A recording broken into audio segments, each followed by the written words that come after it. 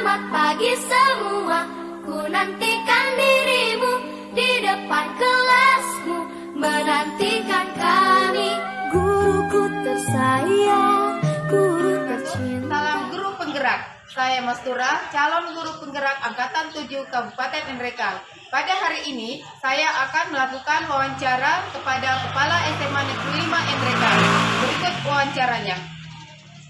Assalamualaikum. Waalaikumsalam. Ibu silakan masuk. Maaf mengganggu waktunya, Iya, Pak. iya. Apa kabarnya hari ini, Pak? Bapak sehat? Alhamdulillah, baik saya. Apalagi saya dikunjungi dengan yang guru penggerak ya. Iya, Jadi, iya, Pak. alhamdulillah. Oke, terima kasih, saya ucapkan terima kasih Pak sebelumnya karena telah meluangkan waktunya untuk mengikuti wawancara dalam rangka penyelesaian tugas saya sebagai calon guru Oh, penggerak gitu ya. Iya. Oh, Jadi ini terkait dengan pengambilan keputusan yang seorang pemimpin. Iya, Jadi iya. dalam hal ini Bapak saya tunjuk sebagai salah satu orang yang diwawancarai tentang terkait dengan pengambilan keputusan itu. Baiklah Pak, jadi yang pertama yang ingin saya tanyakan sini adalah selama ini bagaimana Bapak dalam dapat mengidentifikasi kasus-kasus yang merupakan dilema etika atau bujukan moral. Ya, yang pertama ini saya ucapkan terima kasih dulu atas kedatangan tadi SMA 5 Nrekang ini untuk mengambil data mungkin ya. Iya. Data ya sekali untuk berkaitan dengan berdasarkan ini sedikit banyaknya juga memberikan gambaran juga kepada kami sehingga semuanya dapatkan ini tentunya harapan kami adalah bisa berguna di sekolah ini termasuk moralnya mungkin kepada siswa ya. Iya. Nah, karena ini kita berbicara ini siswa ke depan sebagai masa depan bangsa ya. Iya Pak. Generasi yang diharapkan apalagi generasi milenial ya. Iya. Jadi saya kembali kepada tadi pertanyaan ini bahwa bagaimana kita menghadapi suatu keputusan dilema etika dengan bujukan moral. Bujukan moral ya. Jadi kalau kita berbicara dengan dua hal itu tentunya kita harus yang pertama ya dan tentunya dilema etika. Iya. Ya tentunya ketika itu harus kita melihat dulu mampu mengidentifikasi masalah apa ya. Setelah itu kita identifikasi kita harus lihat latar belakangnya apa.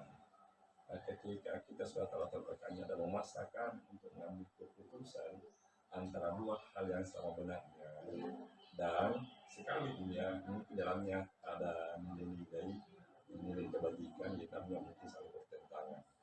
Mungkin itu yang kami sebut dengan dilema etika. Yaitu tetapi kalau kita berbicara tentang bujukan moral yaitu adalah ketika pengambilan keputusan antara dua keputusan yang salah atau benar karena bertentangan dengan norma yang hukum yang berlaku baik tata hukum yang mungkin tata tertib mungkin saja yang undang-undang yang maka yang tapi tidak mungkin bicara dalam tata tertib sekolah ketika berguna maka itu sekarang katakan dengan bujukan moral. Oh iya. Jadi intinya di sini adalah kalau misalnya Bapak dilema etika itu berarti pengambilan keputusan antara sesuatu yang benar dengan benar, kemudian bujukan moral antara benar dengan salah. Atau hitam putih ya. Iya Pak. Kemudian selanjutnya Pak, selama ini bagaimana Bapak menjalankan pengambilan keputusan di sekolah Bapak, terutama untuk kasus-kasus di mana ada dua kepentingan yang benar-benar sama-sama benar atau sama-sama mengandung nilai kebajikan? Ya itulah tadi bahwa ketika terjadi hal seperti itu saya sebagai kepala sekolah harus bagaimana sedapat mungkin sehingga kita sangat bijak mengambil. Kenapa? Karena setiap keputusan saya ambil saya berpikir keseluruhan secara umum kepentingan orang banyak sehingga semua proses yang terjadi dalam yang berlangsung di sekolah ini kita berjalan tertib untuk mencapai suatu tujuan kita apa sebenarnya? Tujuan kita adalah mencetak generasi muda yang bisa diharapkan ke depan melalui proses pendidikan yang di sekolah. Dan terkadang dengan internet tadi dilema etika tentunya kita harus mengambil keputusan yang tidak mungkin sehingga keputusan kita ambil itu betul-betul berlandaskan kebajikan untuk kepentingan orang banyak. Jadi di sini saya bisa simpulkan bahwa keberpihakan kepada anak atau orang banyak ya Pak, tergantung dari itu. Oke, kemudian Adakah contoh dari pengambilan keputusan yang Bapak telah lakukan di sekolah ini? Ya, saya rasa mungkin banyak ya. Kenapa? Karena ya tentunya mengelola suatu organisasi, apalagi orang banyak tentunya dinamika dan sudah pasti ada. Iya. Nah, ketika dia mungkin itu pasti ada baik buruk. Nah, ketika itu muncul, maka kami di sana ya dipaksa untuk mengambil suatu kebijakan, keputusan sifatnya dilema etika, dan mungkin saya bisa berikan contoh begini. Yang pertama mungkin dari guru ya, Iya. nah sekolah hanya ada guru ada siswa. Iya. Nah, tentunya pasti keduanya pernah mengalami namanya, mungkin kami pernah mengambil namanya di rumah etika. Tentu saya berkaitan dengan etika. Saya kontes. Yang pertama guru kami saat yang bersamaan sesuai saran bersama dengan sekolah. Iya. Ya, secara bersamaan guru yang sudah keluar jawabannya untuk melakukan pengawasan ternyata anaknya sakit di Makassar. Iya. Pada dua situasi ini yang sama-sama ada di badannya, jadi masyarakat tugas dan menyuruh anaknya di Makassar sama-sama ada kebajikan di sini Iya. antara kebebasan yang keluarga. Oh Iya, iya. jadi ini kebijakan. Dan saya selalu kepala sekolah harus mampu mengambil kebijakan yang sebijak mungkin sehingga semuanya bisa berjalan dengan baik dan tanpa ada tekstur kekerasan. Karena yang namanya manusia pasti kan ada perasaan. Iya. Terutama guru tadi, walaupun guru tadi kan dalam kondisi mungkin faktor psikologinya sedikit terganggu.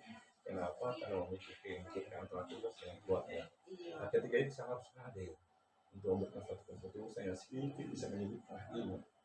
Maka mungkin sebelum saya memutuskan terpendapat ada nah, sehingga mungkin keputusan yang mungkin apa di dalam etika yang mungkin dikeluarkan dalam bentuk yaitu guru yang bersangkutan tentang kami disingkat untuk memilih dan menemani anaknya sebentar sakit dengan satu catatan bahwa kamu yang berguru bersangkutan mampu mencari rekan sejawat atau guru untuk menghentikan mengambil tugas-tugasnya yang terkait dengan pengawasan di sekolah sehingga proses pelaksanaan ujian sekolah berjalan dengan baik.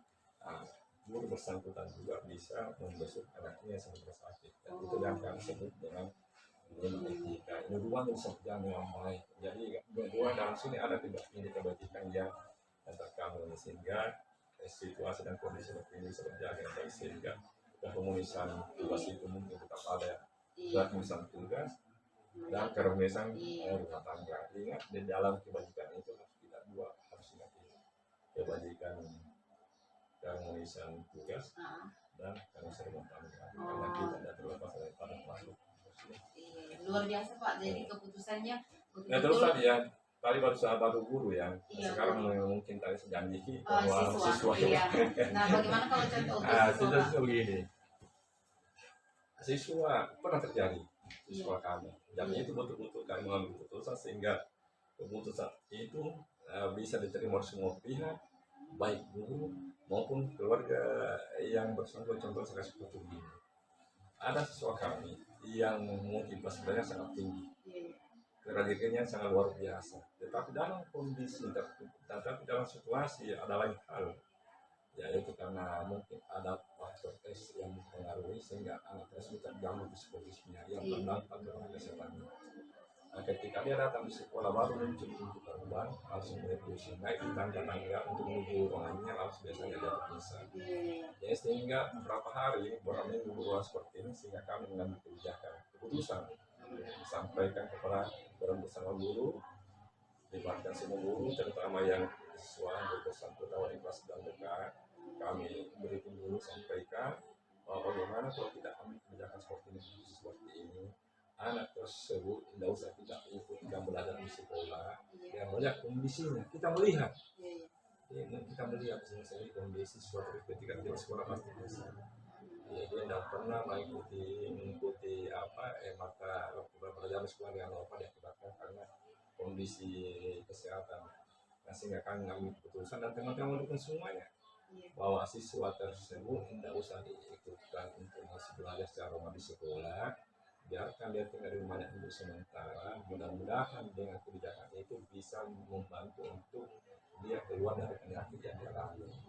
Jadi tugas guru adalah atau wali kelas adalah sekarang kan faktor apa ya IT semakin bagus. Iya. Ya, apalagi kita ada pengalaman kami Sudah canggih teknologi pernah kita mengalami namanya PJJ pembelajaran yang jauh belajar dari rumah. Konsep itu kita kembalikan hadir. Jadi mungkin wali kelasnya sesekali mengunjung melihat anunya apa namanya, bagaimana kondisinya sambil guru yang mengajar sama siswa tersebut untuk memberikan tugas, tapi tugasnya yang terlalu padat, yang terlalu berat, karena kita harus mampu membedakan siswa yang berada dalam kondisi normal dan siswa yang berada pada kondisi tertentu yang butuh perhatian khusus dari semua. Nah, sehingga guru alhamdulillah guru mampu menyesuaikan sehingga materi-materi yang diberikan dengan tugas materi sama kan. Ya, tugas-tugas mungkin sedikit dikurangi bersihnya sehingga anak tersebut mungkin merasa bahwa gurunya ada sekali berada di tugas sekolah. Dan itu berkelanjutan sehingga tiba pada saat ujian sekolah ini tidak berubah, maka kondisi kita berlakukan bahwa anak tersebut tetap kita ikutkan ujian, tapi dia ujian di sekolah yang ada pengawasan kesalahan untuk menyaksikan bahwa betul dia mengikuti proses-proses ujian, dia untuk menyelesaikan studi SMA. Kenapa? Kondisi tentu memaksa kita untuk melakukan ini secara demikian sehingga kami hadir untuk kita memberikan solusi-solusi sehingga mudah-mudahan ke depan cita-cita bisa tercapai. Ya, luar biasa sekali Pak keputusan yang diambil, betul-betul berpihak pada anak dan sebelum tapi ada kebajikan di dalamnya. Iya, ada nilai kebajikan dalamnya dan sebelum tapi ingat ya bahwa ada hal tertentu ya sehingga kita masa membuat sedemikian demikian. Iya. Dan sebelum mengambil keputusan melihat dulu fakta-fakta yang terjadi. Kemudian tadi Bapak saya juga sempat simak tadi bahwa Bapak memberikan apa namanya memberikan instruksi kepada guru untuk memberikan tugas yang berbeda dengan siswa yang normal dengan yang sakit itu tadi Pak. Dan itu tersaing Pak, itu termasuk pembelajaran yang berdiferensiasi Pak. Jadi itu adalah diferensiasi produk kalau dalam istilah modul-modul yang kami pelajari di guru penggerak. Jadi memberikan kesempatan kepada anak untuk menyelesaikan tugas dalam bentuk yang lain kalau misalnya disesuaikan dengan kondisi dan minatnya. Jadi selanjutnya Pak, langkah-langkah atau prosedur seperti apa yang Bapak biasa lakukan selama ini dalam pengambilan keputusan itu tadi? Ya tentunya kita di sini ya terjadi ya namanya sekolah kan tentunya lengkap ya. Ada kesiswaan, ada kurikulum, ada wali kelasnya, ada bekalnya. Nah, tentunya ini adalah suatu potensi. Potensi sekolah untuk menyelesaikan apa masalah kita semua potensi yang ada di sekolah kita buatkan secara bersama. Saya yakin bahwa solusi pasti ada. Dan selalu dan secara mungkin perpihakan itu akan jadi milik kepada anak yang kelihatannya bersama. Jadi langkah-langkahnya adalah kalau tidak benar tentunya pendapatnya dengan pengawasan BK kita sebutkan setiap saat untuk mendapat anak yang bermasalah untuk itu bersangkutan sehingga keputusan kita ambil keputusan yang sifatnya kolektif untuk diputuskan bersama-sama dan untuk memberikan rasa aman kepada anak. Bagus sekali Pak. Jadi intinya di sini adalah sebelum mengambil keputusan didiskusikan dulu dengan semua stakeholder yang terkait di dalam sekolah. Kemudian keputusan yang diambil itu merupakan keputusan bersama dan tetap berpihak pada anak dan ada unsur-unsur nilai kebajikan di dalamnya. Jadi selanjutnya Pak, hal apa saja yang selama ini Bapak anggap efektif dalam pengambilan keputusan pada kasus dilema etika?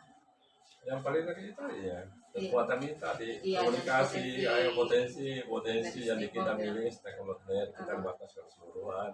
Ya kita harus terbuka dong.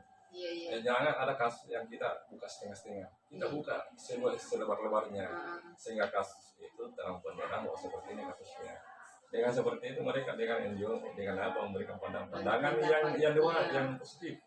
Ya ingat pandangan positif yang dewasa yang betul untuk berkait dengan bagaimana sehingga anak ini bisa merasa nyaman karena yang ketika keputusan diambil ada perasaan nyaman terhadap yang bersangkutan. Wah ternyata betul saya ini masih diperhatikan yang orang-orang sekitar saya. Tujuannya apa? Memberikan motivasi moral, memberikan motivasi pada anak untuk ternyata sembilan untuk menyelesaikan masalah ini. Sehingga dengan demikian motivasi itu kita harapkan selalu ada pada pribadi yang bersangkutan dalam siswa. Seperti itu. Jadi dan juga kita sebagai pengambil keputusan itu akan juga merasa nyaman Pak Merasa dengan nyaman. keputusan yang kita ambil Iya. karena Iya. tidak ada unsur apa negatif di dalamnya karena kita berpihak pada nilai Dan kebajikan. betul itu kalian rasakan. Iya, iya. Yang makanya kita libatkan ternyata teman-teman juga masih dihargai. Iya, iya. Anu juga komite juga masih dihargai, masyarakat juga ternyata ketika kita ketemu ternyata ya salam Jawa Tengah. Banyak ternyata ada kayak komunitas baru. Iya, iya. Nah ketika kita ambil itu ternyata kekuatan potensi yang sangat luar biasa itu adalah komunikasi. Ya, komunikasi Pak. Kemudian hal apa saja yang selama ini merupakan tantangan karena saya yakin Pak dalam setiap pengambilan keputusan langkah-langkah yang Bapak telah lakukan juga itu sudah luar biasa, namun pastinya dalam setiap pengambilan keputusan pasti adalah tantangan walaupun tantangannya kecil atau besar. Jadi hal apa saja yang selama ini merupakan tantangan dalam pengambilan keputusan pada kasus film etika itu Pak? Ya biasa. Mungkin pola pikir kita untuk melihat suatu kasus ya. Oh iya. Mungkin situ ada pola pikir kita tentunya muncul namanya komputer. Iya. Yang dimakan yang tadi pola pikir persepsi yang berbeda. Persepsi yang berbeda. Iya, ya, sehingga ketika itu muncul di situ adalah tujuan kita apa.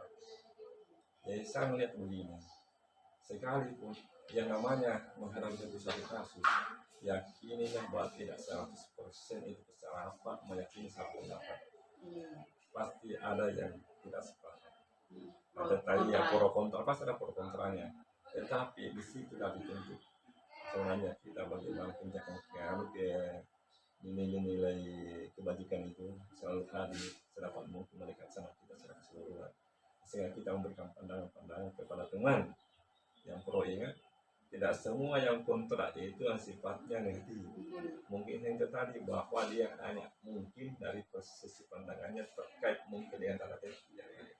Mungkin dalam hal ini terlalu keras menyikapi suatu hati. Ya mungkin seperti itu.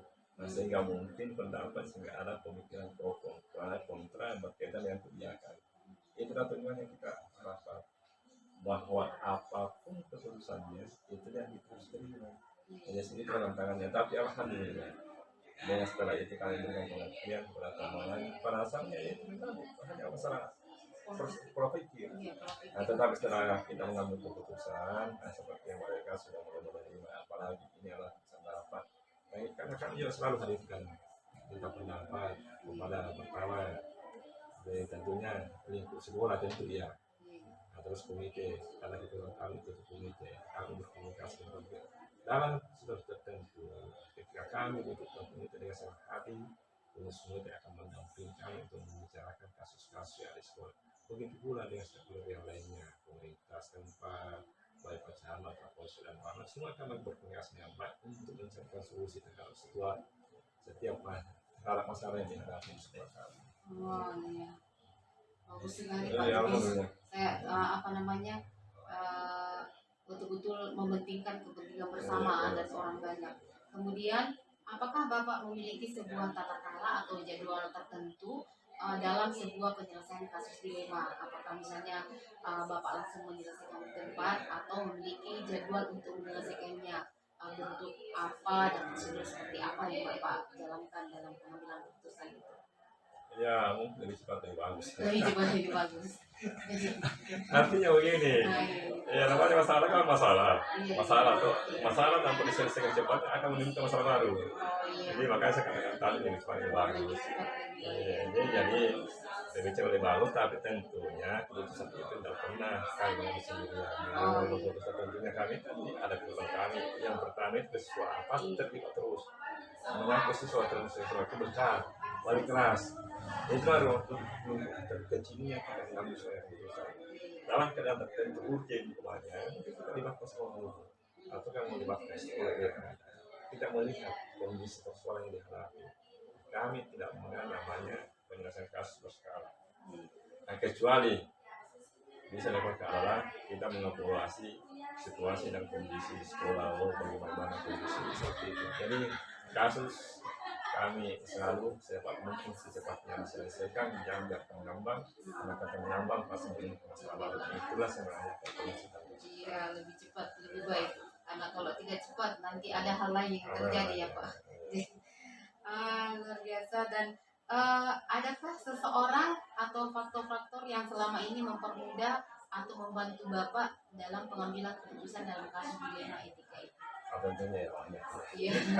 Kembali lagi tadi sampaikan tadi bahwa di sekolah ini ada jalan intern, kita ada masyarakat di sekitarnya, ada pemerintah ini salah satu kekuatan yang selalu siap untuk memberikan solusi. Iya, iya. Itu sudah mungkin mendetak sehingga kasus-kasus yang ada seperti kadang-kadang di kota tadi, kekuatan internal sekolah, kekuatan komite, kekuatan masyarakat, dukungan ya, dukungan moral.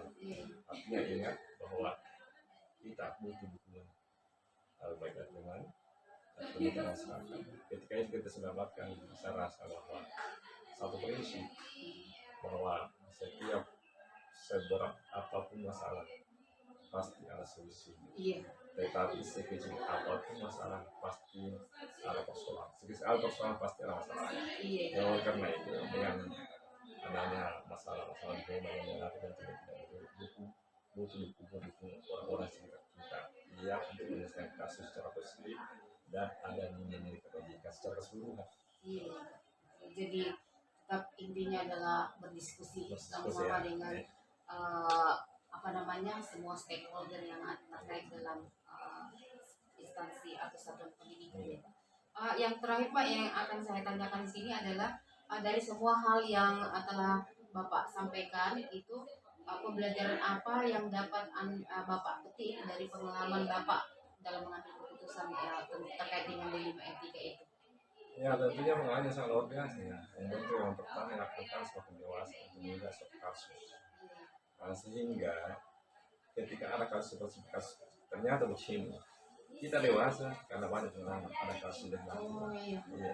Nah, ketika ada kasus seperti itu tentunya membuat pengalaman sangat berat juga karena satu kesan juga mungkin terus dikatakan bahwa guru yang paling berpengalaman dan itulah kami jadikan sebagai dasar untuk menyelesaikan masalah-masalah yang amati yang muncul karena ya tentunya pada hari ini mungkin masyarakat katakan tidak mungkin lagi sekarang kita berharap yang namanya mengendalikan suatu mungkin organisasi dalam hal ini sekolah bagaimana kita semakin bagus untuk mengendalikan kendaraan yang dihadapi dengan adanya muncul etika dilema itu tidak adanya etika dilema kita melalui kita pelajaran kita terapkan dalam keputusan tentunya ada pelajaran sangat penting minimal di bagaimana mengambil suatu keputusan dengan landasi dengan keterlibatan semua pihak stakeholder mungkin seperti itu. Oh iya, jadi tetap berpikir bahwa setiap mengambil keputusan harus melibatkan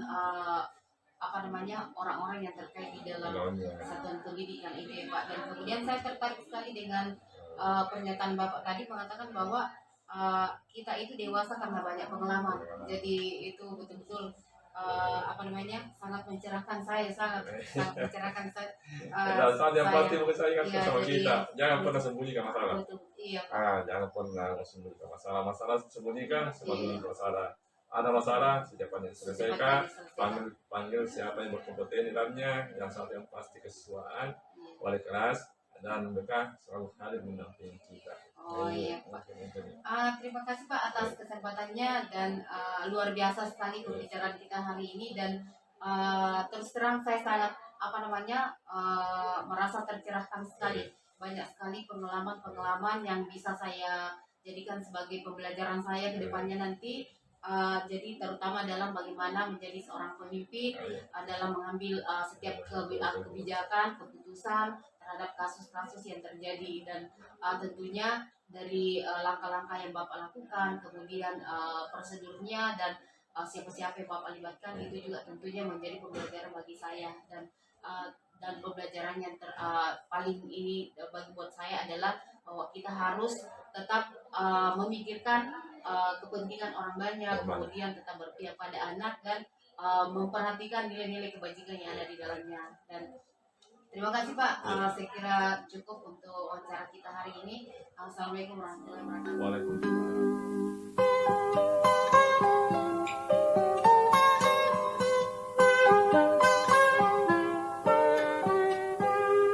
Pagiku. Apa kabarnya Pak? Sehat?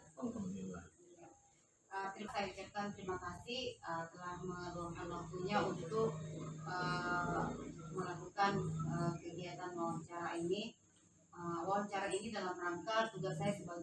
guru penggerak yang mewawancarai beberapa kepala sekolah, dan termasuk saya pilih Bapak sebagai yang diwawancarai. Jadi termasuk kepala sekolah salah satu dari yang akan saya wawancarai mengenai pengambilan keputusan berdasarkan kebijakan kepala sekolah dalam pengambilan keputusan.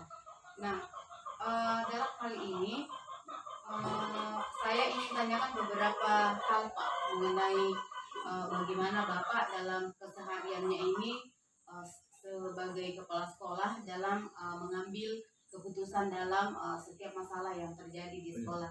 Jadi saya yakin Bapak juga bisa karena pengalaman Bapak sebagai kepala sekolah itu sudah termasuk lumayan jauh banyak lah lama, karena dari sekolah yang lama kemudian di sekolah yang baru lagi. Jadi tentu banyak pengalaman yang Bapak sudah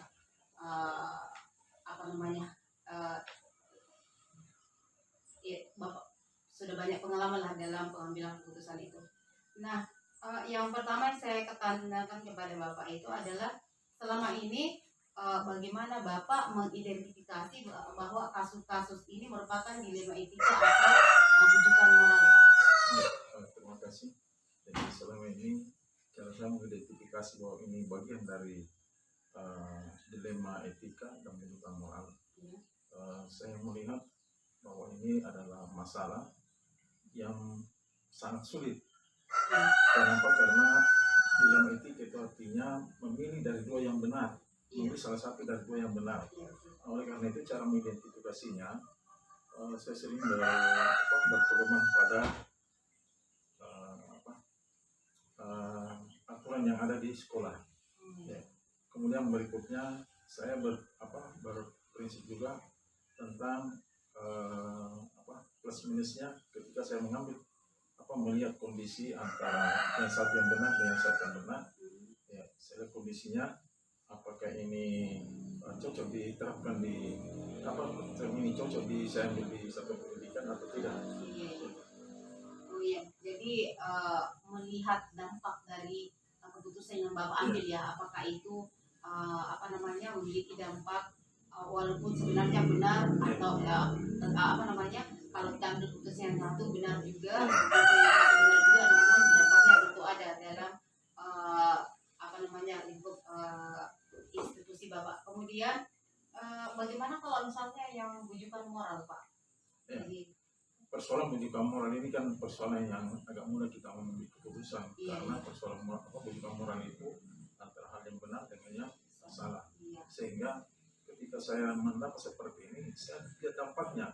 Kalau saya mengambil keputusan bertentangan dengan moral yang berlaku di satu pendidikan, maka itu dampaknya pada sekolah juga besar. Oh iya, jadi berarti dampak negatifnya di sekolah. Iya. Sehingga saya lebih cenderung untuk berpedoman pada moral yang bagus di sekolah ketika mengambil keputusan. Oh iya, jadi ada, kalau misalnya bujukan moral itu berarti adalah kebajikan, nilai kebajikan yang bertentangan dengan keputusan yang Bapak akan ambil, salah satunya ya Pak.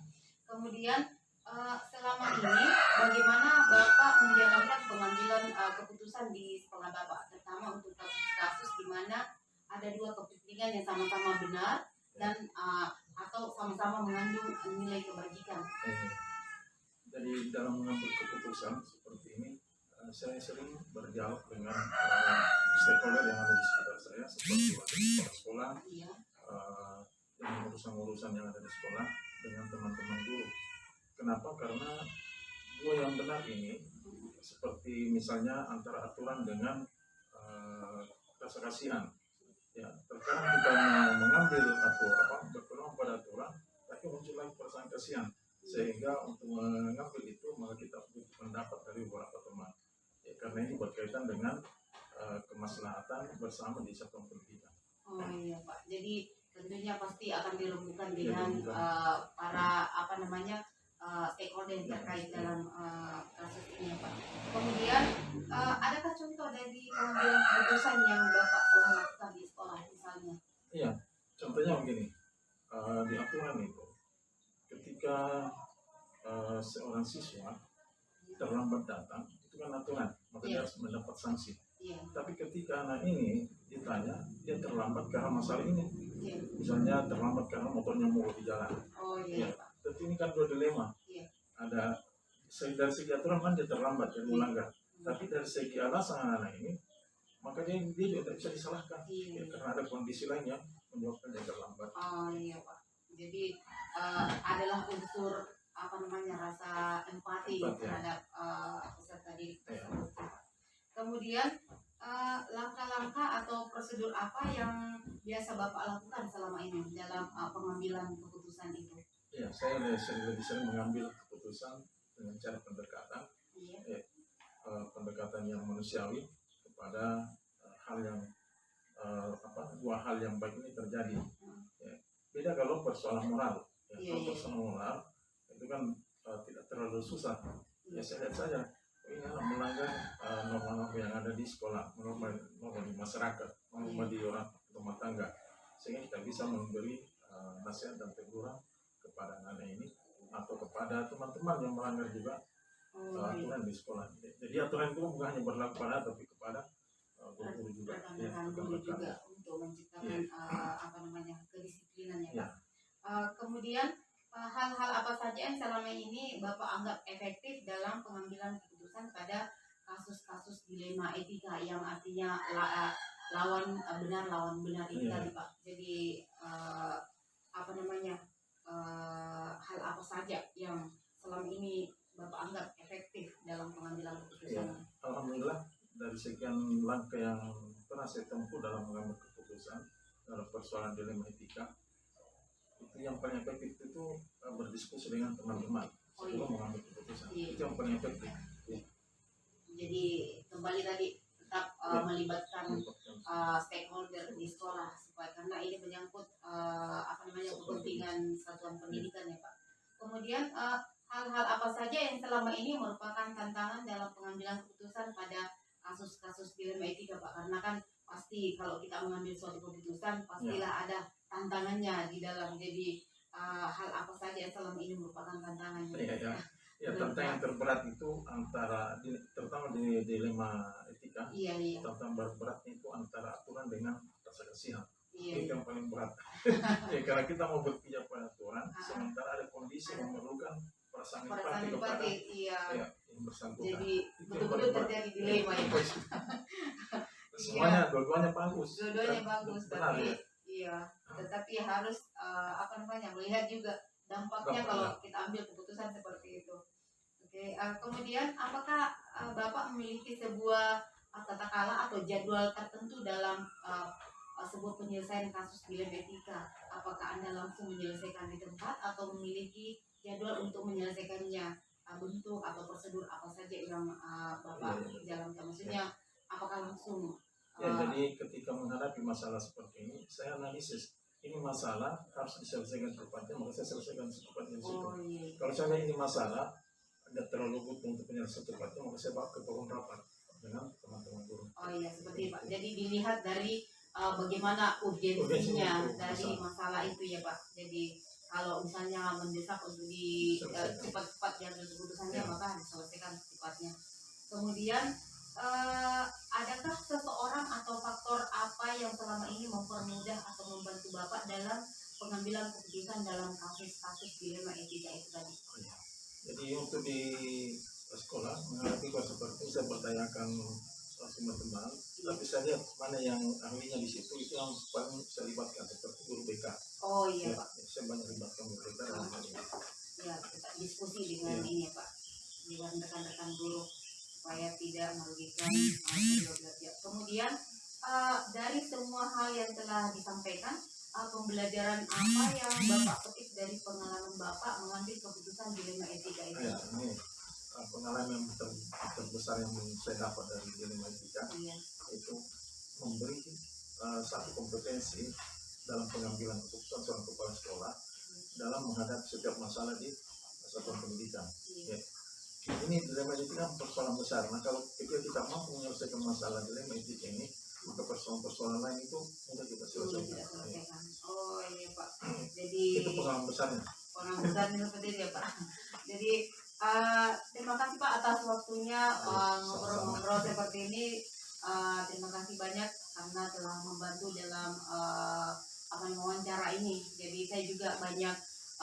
banyak mengambil pelajaran dari bagaimana Bapak sebagai kepala sekolah yang bisa mengambil keputusan dalam dalam satuan pendidikan yang Bapak pimpin. Jadi mudah-mudahan kedepannya bisa jadi pelajaran bagi saya, Pak. Terima kasih lagi. Iya. Assalamualaikum warahmatullahi wabarakatuh.